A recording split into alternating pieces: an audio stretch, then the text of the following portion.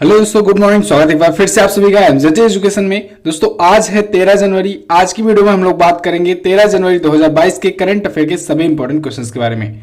पूरी वीडियो ध्यान से देखिएगा, पूरी वीडियो डिटेल में आपको समझाई गई है। अगर वीडियो पसंद आए वीडियो को लाइक और शेयर जरूर कर देना। चैनल पर नए आए हो चैनल को सब्सक्राइब कर लो, बेल आइकन को प्रेस कर लो, जिससे आने वाली वीडियोज का नोटिफिकेशन भी आप तक पहुंचता रहे। इसकी पीडीएफ फाइल और डिटेल्स के साथ क्विज आपको मिलेगी हमारे एप्लीकेशन एमजेटी ऐप पर। तो गूगल प्ले स्टोर पर जाइए और एमजेटी ऐप डाउनलोड कीजिए।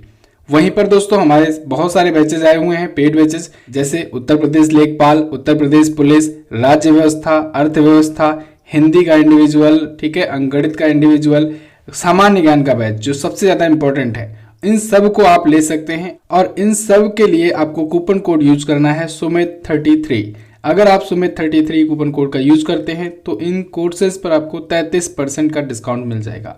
तो एमजेटी ऐप से जाकर के आप इनको ले सकते हैं। सामान्य ज्ञान का बैच जो मेरा फेवरेट है, ये बैच की खासियत ये है कि 2 साल की वैलिडिटी मिलेगी। 2 साल तक आपको फ्री में करंट अफेयर की ई बुक हर महीने दी जाएगी। इसके अलावा आपका सामान्य ज्ञान का सारा सब्जेक्ट कवर अप कराया जाएगा, साइंस सहित, ठीक है। तो लाइव प्लस रिकॉर्डेड क्लास होगी। तो अगर आपका सामान्य ज्ञान या जीएसजी के मजबूत नहीं है तो आप इसे मजबूत कर सकते हो। चलिए बात करते हैं लास्ट डे के क्वेश्चंस की। लास्ट डे का हमारा पहला क्वेश्चन था आपसे, आईसीएमआर के वर्तमान में अध्यक्ष कौन है? तो वो हैं बलराम भार्गव। रणदीप गुलेरिया दोस्तों ये एम्स के डायरेक्टर हैं। कहाँ के हैं? एम्स के डायरेक्टर हैं। बहुत लोग इनका नाम बताए थे। अब तक कितनी बार विश्व हिंदी सम्मेलन आयोजित किया जा चुका है? तो 12 बार किया जा चुका है, जिनमें से 4 बार भारत में किया गया है। इन दोनों क्वेश्चंस के बारे में हालांकि काफी लोगों ने सही आंसर किया था और डिटेल्स के साथ भी कुछ लोगों ने लिखा हुआ था। अब बात करते हैं आज के दिन के पहले क्वेश्चन की। तो पहला क्वेश्चन है, राष्ट्रीय युवा दिवस किस महापुरुष की जयंती पर मनाया जाता है? तो ये दोस्तों स्वामी विवेकानंद जी की जयंती के अवसर पर मनाया जाता है। प्रत्येक वर्ष 12 जनवरी को मनाया जाता है। स्वामी विवेकानंद दोस्तों हम सभी भारतवासियों के लिए इंस्पिरेशन है। इनका जन्म हुआ था 1863 में 12 जनवरी के ही दिन, 1863 में। कहाँ पर? कोलकाता में हुआ था, पश्चिम बंगाल में। तो इनके बचपन का नाम था नरेंद्र नाथ दत्त। बचपन का नाम भी पूछा जाता है, याद रखना है। नरेंद्र नाथ दत्त था इनके बचपन का नाम। इनके गुरु का नाम था रामकृष्ण परमहंस। और अपने गुरु के ही विचारों को देश दुनिया भर में फैलाने के लिए इन्होंने रामकृष्ण मिशन की स्थापना की हुई थी। ओके अच्छा, इस बार का जो युवा दिवस है इसकी थीम क्या रखी गई है? इसकी थीम रखी गई है it's all in the mind. Okay अच्छा, कब से मनाया जाना शुरू हुआ है? तो ये मनाया जाना शुरू हुआ है 1985 से। अच्छा, ये तो है राष्ट्रीय युवा दिवस। ऐसे ही मनाया जाता है विश्व युवा दिवस। वो भी 12 तारीख को ही मनाया जाता है, बस वो 8 महीने के बाद, यानी कि कहें 12 अगस्त को मनाया जाता है, ठीक है ना। तो 12 जनवरी राष्ट्रीय युवा दिवस, 12 अगस्त विश्व युवा दिवस। अगला देखते हैं, हाल ही में किस क्रिकेटर ने क्रिकेट के सभी प्रारूप से संन्यास की घोषणा की? तो अभी हाल ही में दोस्तों क्रिस मॉरिस ने क्रिकेट के सभी फॉर्मेट से संन्यास की घोषणा कर दी है। साउथ अफ्रीका के ये ऑलराउंडर हैं क्रिस मॉरिस, यहाँ पर आपको इमेज में दिख रहे हैं। इन्होंने क्रिकेट के सभी फॉर्मेट से संन्यास से की घोषणा कर दी है। अच्छा, साउथ अफ्रीका के प्लेयर जो हैं, आपको नहीं लगता बहुत जल्दी ये संन्यास ले लेते हैं? एबी डिविलियर्स हो, क्विंटन डिकॉक हो, या फिर आप क्रिस मॉरिस को ले लो, ठीक है, या फिर आप फाफ डू प्लेसेस को ले लो। ये सभी बड़े बड़े खिलाड़ी बहुत ही कम एज में, मतलब जैसे और देशों की अपेक्षा कम एज में ही संन्यास ले लेते हैं। खैर, क्रिस मॉरिस ये हैं। पिछली बार आईपीएल जो हुआ था ना, आईपीएल 2021, इसमें सबसे महंगे खिलाड़ी यही थे, ठीक है। इनको 16.25 करोड़ में खरीदा गया था। किसके द्वारा? राजस्थान रॉयल्स के द्वारा। तो आपको याद रखना है सबसे महंगे बिकने वाले खिलाड़ी यही थे पिछले आईपीएल में, क्रिस मॉरिस। ओके, हालांकि उस हिसाब से प्रदर्शन इन्होंने नहीं किया था। साउथ अफ्रीका के लिए 4 टेस्ट मैच खेल चुके हैं, 42 वनडे मैचेस खेल चुके हैं, 23 टी20 इंटरनेशनल मैच खेल चुके हैं। तो सभी फॉर्मेट से ये संन्यास की घोषणा कर चुके हैं। ऑलराउंडर थे ये, ठीक है, दक्षिण अफ्रीका टीम से। अगला देखते हैं, हाल ही में किस देश ने चंद्रमा पर पानी के साक्ष्य की खोज की? तो चाइना ने दोस्तों चंद्रमा पर पानी के साक्ष्यों की खोज की है। आपको चाइना का एक रोवर याद होगा, चांग-ई 5, बताया था मैंने। चांग-ई 5 इसने लॉन्च किया हुआ था चंद्रमा के लिए, ठीक है, ध्यान रखिएगा। आप तियानवेन फर्स्ट मत बता दीजिएगा। तियानवेन फर्स्ट जो था ना, वो मंगल मिशन था, ठीक है, वो मंगल ग्रह के लिए है। और चांग-ई 5 जो था ये चंद्रमा के लिए गया था। चंद्रमा पर गया था और वहां पर इसने पानी के साक्ष्यों की खोज की हुई है। ठीक है ना, तो इसने बताया है कि वहां पर पानी हो सकते हैं, पानी के कुछ सबूत इसको मिले हुए हैं। तो इस क्वेश्चन से आपको बेसिकली ये पूछा जा सकता है कि रोवर का नाम क्या है, लैंडर का नाम क्या है, तो चांग-ई 5 आप बताएंगे। ठीक है, और इससे ही रिलेटेड दोस्तों मंगल ग्रह पर इसने लॉन्च किया हुआ है तियानमेन फर्स्ट मिशन, तो वो आपको याद रखना है। उसके तहत उसने ज़ेरोंग नाम का एक रोवर कह सकते हैं उतारा था, कहाँ पर, मंगल ग्रह पर। तो ज़ेरोंग रोवर भी आपको याद रखना है। अभी हाल फिलहाल में प्रदीप कुमार रावत जी को चीन में भारत का राजदूत नियुक्त किया गया है, ये भी आप याद रख सकते हैं। चाइना के बारे में बेसिक चीज़ें तो आप जानते ही हैं। अभी अगले महीने में यानी फरवरी में दोस्तों बीजिंग में ही शुरू हो रहा है शीतकालीन ओलंपिक गेम। शीतकालीन ओलंपिक खेल शुरू होगा। ये बहुत सारे देश जो हैं इसको डिप्लोमेटिक बायकॉट भी किए हैं, लेकिन इंडिया फिलहाल ऑफिशियली अभी बायकॉट नहीं किया हुआ है। फिलहाल शीतकालीन ओलंपिक और पैरालंपिक्स दोनों आयोजित कराए जाएंगे। शीतकालीन ओलंपिक का दोस्तों जो मस्कट है वो है बिंग डुएन डुएन। क्या है? Bing Dwen Dwen. तो बिंग डुएन डुएन आप याद रखेंगे मस्कट, ऑफिशियल मस्कट किसका? ओलंपिक का, शीतकालीन ओलंपिक। और पैरालंपिक का बिंग रेयान रेयान है। अगला देखते हैं, किस राज्य में दुनिया का सबसे बड़ा राष्ट्रीय ध्वज फहराया जाएगा? तो दुनिया का सबसे बड़ा राष्ट्रीय ध्वज फहराया जाएगा दोस्तों राजस्थान में। भारत के राजस्थान में, राजस्थान के जैसलमेर में दोस्तों दुनिया का सबसे बड़ा राष्ट्रीय ध्वज फहराया जाएगा। ये होगा अपना प्यारा तिरंगा। ठीक है ना, ध्यान रखिए राष्ट्रीय ध्वज अलग चीज़ें हैं, तिरंगा केवल भारत का है। ठीक है ना, बहुत सारे लोग कहते हैं कि पाकिस्तान का तिरंगा या फिर मान लीजिए चाइना का तिरंगा। नहीं, तिरंगा भारत के झंडे को इसलिए कहा जाता है क्योंकि भारत के तिरंगे में 3 रंग हैं। ठीक है, बहुत ही बेसिक बात है। फिलहाल तो भारत का जो तिरंगा होगा ये दुनिया का सबसे बड़ा राष्ट्रीय ध्वज के रूप में फहराया जाने वाला है जैसलमेर राजस्थान में सेना दिवस के अवसर पर, जो कि 15 जनवरी का है। आर्मी डे मनाया जाता है ना 15 जनवरी को, उसी दिन फहराया जाएगा। कहाँ पर? जैसलमेर में। क्यों? क्योंकि देश की स्वतंत्रता के 75 वर्ष पूरे हो रहे हैं और इसी के उपलक्ष्य में ये हो रहा है सारी चीज़ें। 225 फीट की इसकी लंबाई होगी, चौड़ाई होगी 150 फीट। इसको खादी एवं ग्रामोद्योग आयोग ने तैयार किया हुआ है। वजन है इसका 1000 किलोग्राम का।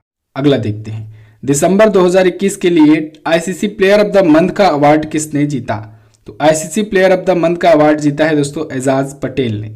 एजाज पटेल ये न्यूजीलैंड के क्रिकेटर हैं, लेकिन ये हैं भारतीय मूल के। एजाज पटेल, अभी आपको याद होगा दोस्तों भारत और न्यूजीलैंड के बीच में टेस्ट चल रहा था और उसमें इन्होंने सभी के सभी 10 विकेट ले लिए थे भारतीय टीम के, और सभी के सभी 10 विकेट एक ही पारी में लेने वाले ये तीसरे खिलाड़ी बने थे दुनिया के। पहले दूसरे कौन थे? पहले दूसरे में देखिए दोस्तों जिम लेकर और अनिल कुंबले थे। तो इन दोनों का भी नाम याद रखना है और एजाज पटेल का भी नाम याद रखना है।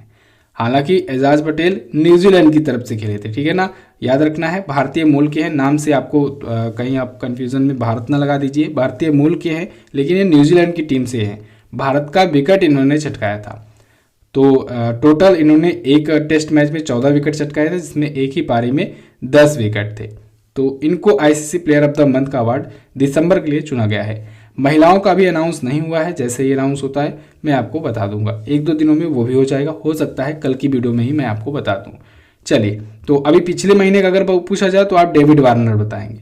अगला, हाल ही में किसे 12वें भारत रत्न डॉक्टर अंबेडकर पुरस्कार 2022 से सम्मानित किया गया? तो अभी हाल ही में हर्षाली मल्होत्रा को सम्मानित किया गया है 12वें भारत रत्न डॉक्टर अंबेडकर पुरस्कार से। ये हैं हर्षाली मल्होत्रा। ठीक है, अगर आपको याद हो 2015 में एक फिल्म आई थी बजरंगी भाईजान, तो उसमें जो मुन्नी का किरदार निभाई थी ना, यही थी। देखिए अब इतनी बड़ी हो गई हैं। ठीक है, तो इनको 12वें भारत रत्न डॉक्टर अंबेडकर पुरस्कार 2022 से सम्मानित किया गया है। महाराष्ट्र के राज्यपाल श्री भगत सिंह कोश्यारी जी ने इन्हें सम्मानित किया हुआ है। ठीक है, तो वो उसी फिल्म से ये काफ़ी ज़्यादा चर्चित हुई थी और इनका सिनेमा में जो भी योगदान रहा है, जो भी प्रदर्शन रहा है, उसके लिए सम्मानित किया गया है। अगला, जल मेट्रो परियोजनाओं वाला भारत का पहला शहर कौन बना? तो वो बन गया है कोच्चि। जल में भी अब मेट्रो सर्विसेज चलेंगी, यानी पानी में भी अब मेट्रो सर्विसेज चलेंगी। जैसे मेट्रो सेवा आप देखते हो, मेट्रो लाइन वगैरह है सभी राज्यों में लगभग पहुंच ही रहा है। ठीक है, Kolkata metro, Delhi metro, Lucknow metro, Kanpur metro. ऐसे ही अब जल में, वाटर में, यानी नाव के रूप में एक मेट्रो सेवा शुरू की जाएगी। ये कहाँ पर शुरू की जाएगी? केरल में, केरल के कोच्चि में ये शुरू किया जा रहा है। तो इसका नाम रखा गया है मुजिरिस। क्या नाम रखा गया है? मुजिरिस कहा जाएगा यहाँ पर। तो मुजिरिस नाम से मेट्रो नाव लॉन्च किया गया है दिसंबर 2021 में ही, हालांकि पहला इसका लॉन्च किया गया था, लेकिन अब पूरी तरीके से ये संचालित हो गया है। कोच्चि जल मेट्रो परियोजना, ये बहुत ही महत्वपूर्ण योजना है दोस्तों। इस परियोजना की लागत आई है 747 करोड़ रुपए। तो कोचीन शिपयार्ड लिमिटेड के द्वारा बनाया गया है। 23 बैटरी चालित इलेक्ट्रिक नौकाएं हैं ये। टोटल 23 लॉन्च किए गए हैं ये। ठीक है, इलेक्ट्रिसिटी से चलेंगे तो कोई मतलब प्रदूषण वाली भी दिक्कत नहीं है। तो वाटर मेट्रो आपको याद रखना है। अच्छा, पूछा जाए अगर अंडर वाटर मेट्रो कहाँ पर चलाई जाएगी, तो आप बताएंगे कहाँ पर? कोलकाता में चलाई जाएगी, हुगली नदी में। और ड्राइवरलेस मेट्रो पूछा जाए तो आप दिल्ली बता देंगे। ठीक है, क्यूआर कोड पर टिकटिंग वाला अगर पूछा जाए तो आप कानपुर मेट्रो बताएंगे। यहाँ पर अब क्यूआर कोड के माध्यम से टिकट मिलेंगे। ठीक है ना। तो और फास्ट टैग पार्किंग वाला पूछा जाए तो आप दिल्ली मेट्रो बताएंगे। ये सभी चीज़ें मेट्रो से रिलेटेड है। पहली मेट्रो सेवा 1984 में कोलकाता में शुरू की गई। केरल यहाँ पर है, केरल देखेंगे आप मैप में, यहाँ पर देख लीजिए, नीचे है केरल, ये रहा साउथ में। अपना बॉर्डर ये कर्नाटक से और तमिलनाडु से शेयर किया करता है। इसकी राजधानी है तिरुवनंतपुरम। पिनराई विजयन यहाँ के हैं सीएम, गवर्नर है आरिफ मोहम्मद खान, और इन्होंने वन स्कूल वन आईएएस योजना शुरू की थी, याद होगा आपको। एस मणिकुमार यहाँ के चीफ जस्टिस हैं। कथकली बहुत ही फेमस शास्त्रीय नृत्य है। अगला यूपी लेखपाल का बैच आया हुआ दोस्तों, इसके बारे में भी आप लोग जान लो। यूपी लेखपाल के बैच अभी जो कि 749 रुपये में है, इस पर भी आप डिस्काउंट पा सकते हो 33% का। मैंने आपको कूपन कोड बताया, सभी कोर्सेज के लिए कूपन कोड वही है, Sumit 33, SUMIT, capital letter without space, Sumit 33 अगर आप यूज करोगे तो आपको 749 भी नहीं पे करना है, इस पर भी 33% का डिस्काउंट होगा, उसी को आपको पे करना है। चैप्टर वाइज क्लासेस लगातार चल रही हैं दोस्तों, और इसके साथ साथ में आपको डिटेल PDF और मॉक टेस्ट भी दिया जा रहा है।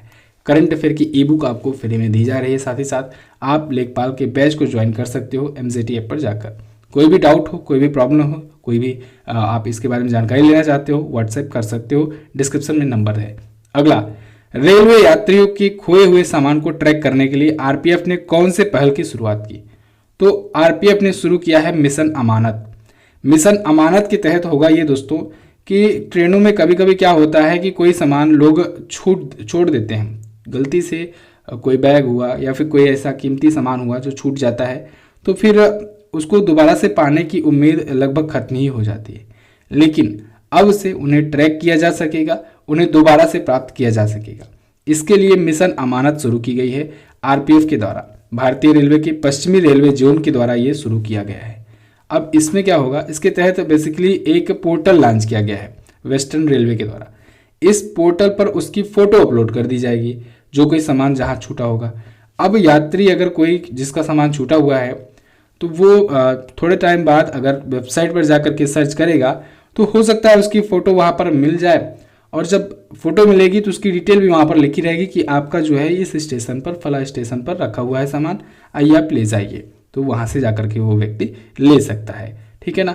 भारतीय रेलवे बोर्ड आया है, इसके अध्यक्ष कौन है? विनय कुमार त्रिपाठी जी बन गए हैं, इनका नाम आपको याद रखना चाहिए। चलिए अब अगला क्वेश्चन देख लेते हैं। हाल ही में किसे IMF के अगले मुख्य अर्थशास्त्री के रूप में नियुक्त किया गया? तो IMF यानी इंटरनेशनल मॉनेटरी फंड, इसके नए चीफ इकोनॉमिस्ट दोस्तों बन गए हैं पियरे ओलिवियर गॉरिस्चस। कौन? Pierre Olivier Gourinchas. ये यहाँ पर आपको इमेज में दिख रहे हैं, ये फ्रांस के रहने वाले हैं। कहाँ के? फ्रांस के रहने वाले हैं। ये इकोनॉमिस्ट हैं, बहुत ही फेमस हैं। गीता गोपीनाथ जी की जगह पर आएंगे। आपको पता होगा गीता गोपीनाथ प्रमोट हो चुकी हैं, इनको IMF का दूसरा सबसे बड़ा अधिकारी बना दिया गया है। ठीक है ना, क्रिस्टलिना जॉर्जिवा के बाद यही आ गई हैं। तो अब इनका ये, क्योंकि अब चीफ इकोनॉमिस्ट थी तो ये पद खाली हो गया है, तो चीफ इकोनॉमिस्ट की पद पर अब फ्रांस के अर्थशास्त्री आ गए हैं पियरे ओलिवियर गॉरिस्चस। क्लियर? तो 1 अप्रैल से ये पूरी तरीके से अपना कार्यभार संभाल लेंगे। अभी टेम्प्रोरी रूप से 22 जनवरी से ही संभालेंगे। अंतर्राष्ट्रीय मुद्रा कोष के बारे में बात करें तो दोस्तों 1945 में यह स्थापित हुआ था वर्ल्ड बैंक के साथ ही में। वाशिंगटन डीसी में इसका भी हेडक्वार्टर है, वर्ल्ड बैंक का भी हेडक्वार्टर यहीं पर है। अध्यक्ष हैं क्रिस्टलिना जॉर्जिवा। इसके सदस्य देश हैं 190। देखिए, वर्ल्ड बैंक को स्थापित किया गया था लॉन्ग टर्म के लिए लोन देने के लिए, और IMF को स्थापित किया गया था शॉर्ट टर्म के लिए लोन देने के लिए। तो याद रखना है, जब कम समय के लिए लोन लेना होता है तो IMF से लिया जाता है, लंबे समय के लिए वर्ल्ड बैंक देता है। अगला, भारत का पहला हेली हब किस राज्य में स्थापित किया गया? तो भारत का पहला हेली हब दोस्तों ये हरियाणा में स्थापित किया जा रहा है। हरियाणा के गुरुग्राम में यह स्थापित किया जाएगा इंडिया का पहला हेली हब। हेली का हब क्या होता है? हेली हब मतलब हेलीकॉप्टर का हब, यानी हेलीकॉप्टर से जुड़ी सारी सुविधाएं यहाँ पर दी जाएंगी। हेलीकॉप्टर की मरम्मत हो, यहाँ की हैंगर हो, हैंगर मतलब जहाँ पर हेलीकॉप्टर्स वगैरह स्टोर किए जाते हैं, रखे जाते हैं, खड़े किए जाते हैं। जैसे आप गाड़ियों की पार्किंग कहते हो ना, वैसे ही जहाज या एरोप्लेन या फिर आप हेलीकॉप्टर वगैरह ले लो, इन सब की जो पार्किंग होती है उसे हैंगर बोलते हैं, जहाँ पर वो रखा जाता है। तो उसका रख रखाव हो, मरम्मत करना हो, या फिर जो भी उससे रिलेटेड सुविधाएं होंगी, इन सब के लिए एक हब होगा। गुरुग्राम में यह स्थापित किया जा रहा है। तो अभी हाल ही में हरियाणा के जो उप मुख्यमंत्री हैं, डिप्टी CM हैं दुष्यंत चौटाला जी, इन्होंने इसकी घोषणा करी हुई है। क्लियर है? तो ये भारत का पहला होगा, सबसे बड़ा भी कह सकते हो। अभी मैंने आपको बताया था नोएडा इंटरनेशनल एयरपोर्ट के बारे में। नोएडा इंटरनेशनल एयरपोर्ट दोस्तों जो बन रहा है, ये दुनिया का चौथा सबसे बड़ा, एशिया का पहला सबसे बड़ा इंटरनेशनल एयरपोर्ट होगा। और साथ ही साथ मैंने आपको एक पॉइंट बताया था कि ये ना सिर्फ एक इंटरनेशनल एयरपोर्ट होगा, बल्कि यहाँ पर दोस्तों इंटरनेशनल जो फ्लाइट्स आती हैं या फिर जो एरोप्लेन्स वगैरह आती हैं, उनकी मरम्मत, उनके रख रखाव भी यहाँ पर किए जाएंगे, और वो सुविधाएं वाला भी ये सबसे बड़ा एयरपोर्ट होगा। ठीक है ना? तो वो भी पॉइंट आपको इग्नोर नहीं करना चाहिए, याद रखना चाहिए। चलिए, तो बस ये तो थे आज के दिन के टॉप 10 करंट अफेयर के क्वेश्चंस। आई होप मैं आपको सभी क्वेश्चन समझा पाया हूं। अगर वीडियो समझ में आई है तो वीडियो को कर दीजिए लाइक और शेयर कर दीजिए अपने दोस्तों के पास। अच्छा, एक जरूरी इन्फॉर्मेशन है, यूट्यूब का नोटिफिकेशन का कुछ प्रॉब्लम चल रहा है, तो नोटिफिकेशन सभी वीडियोज़ का नहीं जाता है। कारण क्या होता है कि दिन में जो मैं वीडियो बनाया करता हूँ आप लोग के लिए स्पेशल वीडियो, तो उसका नोटिफिकेशन आप तक पहुँच ही नहीं पाता है। तो इसीलिए हमने फैसला लिया है कि अब से कुछ वीडियोज जो हैं वो इस चैनल पर आएंगी, और कुछ वीडियोज जो हैं वो सेकंड वाले चैनल पर आएंगे। यानी MJT एजुकेशन जो 2 है, MJT एजुकेशन 2, तो उसको भी हम लोग शुरू कर रहे हैं। ठीक है, MJT एजुकेशन 2.0 लगभग 10,000 सब्सक्राइबर हो चुके हैं उसमें भी। ठीक है ना? तो उस पर काफ़ी दिनों से वीडियो नहीं आती, तो उस पर अब कुछ वीडियोज़ अपलोड की जाएंगी, तो या लाइव क्लासेस कुछ उस पर होंगी। तो जिससे क्या होगा कि जो करंट अफेयर जिनको देखना है उनके लिए ये चैनल तो ठीक है, परफेक्ट है, उनको तो नोटिफिकेशन जा ही रहा होगा। जिनको बाकी सब्जेक्ट की तैयारी करनी होती है तो आप वो चैनल भी ज्वाइन कर लो, उस पर भी काफ़ी वीडियोस आएंगी। ठीक है ना? चलिए, तो बहुत बहुत धन्यवाद दोस्तों जुड़ने के लिए। क्वेश्चन ऑफ द डे में जाते जाते ये 2 क्वेश्चन के आप आंसर बताते जाइए। 2022 में गोल्डन ग्लोब अवार्ड्स का कौन सा संस्करण आयोजित हुआ है, और दुनिया की सबसे ऊंची मूर्ति स्टैच्यू ऑफ यूनिटी, इसकी ऊंचाई कितनी है? तो दोनों क्वेश्चन के बारे में आपको जो पता हो डिटेल में जरूर कोशिश करना आंसर करने का। टेलीग्राम से भी जुड़ जाओ, MJT एजुकेशन सर्च करके ग्रुप ज्वाइन कर लो आप। यहाँ पर भी आपको इन्फॉर्मेशन, वीडियो के लिंक वगैरह भेज जाती रहती है, तो आप इसको पता कर सकते हो। ठीक है, PDF वगैरह भी डाउनलोड कर सकते हो। चलिए, बस फिलहाल रखते हैं इतना ही वीडियो में दोस्तों। वीडियो को एंड तक देखने के लिए बहुत बहुत धन्यवाद। मिलेंगे अगले दिन की वीडियो में, तब तक के लिए नमस्कार, जय हिंद, वंदे मातरम।